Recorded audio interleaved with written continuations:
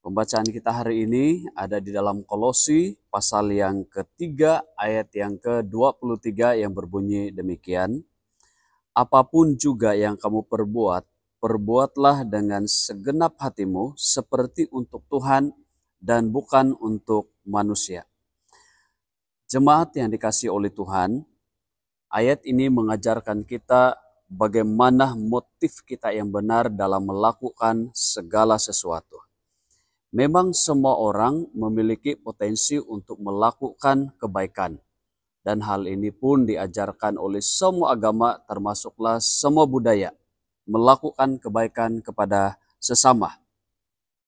Demikian juga dengan Kristus. Dia juga mengajarkan supaya kita melakukan kebaikan kepada siapapun tanpa mengira apakah dia memiliki bangsa yang sama atau tidak. Sebab kebaikan itu merentas pegangan agama, suku, jentina, dan sebagainya. Namun Kristus tidak hanya mengajar tentang perbuatan baik, tetapi lebih dalam adalah dia mengajarkan tentang motif untuk melakukan kebaikan.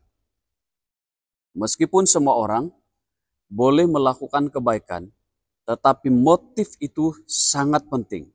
Itu sebabnya Kristus berkata bahwa apabila kita melakukan suatu perbuatan baik, maka kita harus melakukan itu dengan tulus. Karena Kristus tidak hanya menghakimi apa yang kita lakukan, tetapi dia juga menghakimi untuk apa atau kenapa kita melakukan hal itu. Karena itu motif di sebalik semua tindakan kita itu haruslah benar. Dan untuk memastikan motif kita ini benar, maka mari kita mendasarkan semua perbuatan kita, semua kata-kata kita pada Kristus sendiri.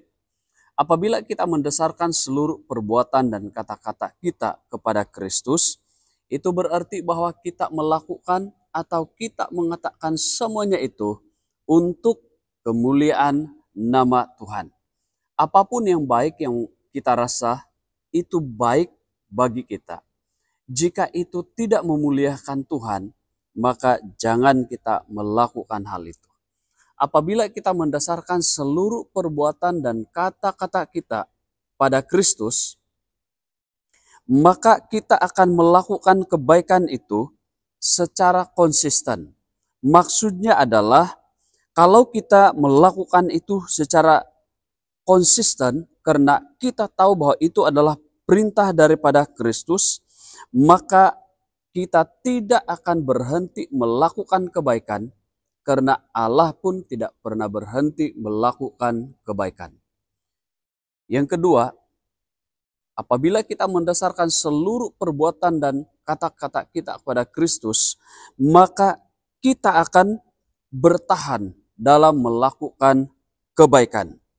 Mungkin kebaikan kita itu dianggap remeh atau dijadikan sebagai bahan tomahan bagi orang lain, atau kebaikan kita itu diremehkan sekalipun, kita akan tetap konsisten melakukan kebaikan oleh karena kita melakukan itu demi kemuliaan Kristus. Semangat kita tidak akan pernah pudar. Dan yang ketiga, kita akan memiliki sukacita dalam melakukan kebaikan. Karena kita tahu bahwa kita melakukan itu untuk Tuhan. Meski kebaikan kita tidak dihargai dan tidak dibalas dengan kebaikan, jangan pernah berhenti untuk melakukan kebaikan. Bersukacitalah melakukan kebaikan. Karena kita melakukan itu demi Kristus. Orang yang berhenti melakukan kebaikan hanya karena dihina atau tidak dihargai, itu adalah ujian.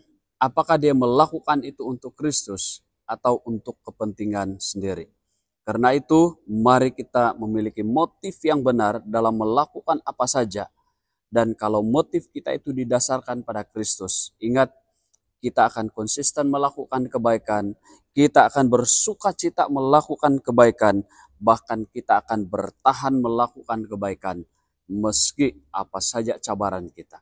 Karena itu, mari terus menabur kebaikan demi kemuliaan Tuhan, sehingga Tuhan benar-benar dapat dikenal, dipuji, dan dimuliakan. Tuhan Yesus memberkati.